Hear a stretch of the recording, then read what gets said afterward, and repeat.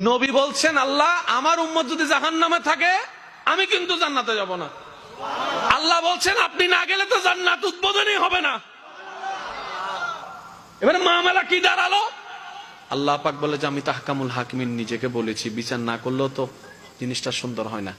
অনবী একটা কাজ করেন, ওয়ালা সৌফা ইউতিকা রাব্বুকা ফাতারদাত, আমি কাউকে বলি নাই, আপনাকে না বলেছি। ওমা আরসালনাকা ইল্লা রাহমাতাল লিল আলামিন, কারো সম্পর্কে নাজিল করি নাই, আপনাকে দিয়েছি।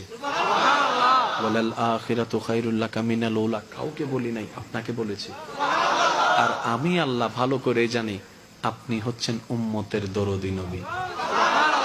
আপনি নিজের জন্য কাঁদেন নাই, সন্তানের জন্য কাঁদেন নাই, পরিবারের জন্য কাঁদেন নাই, নাতির জন্য কাঁদেন নাই, যত কেঁদেছেন জীবনে সবকিছু উম্মতের জন্য। এমনকি হাসরের ময়দানে যখন সর্বপ্রথম আমাদের নবীকে আল্লাহর হুকুমে তোলা হবে,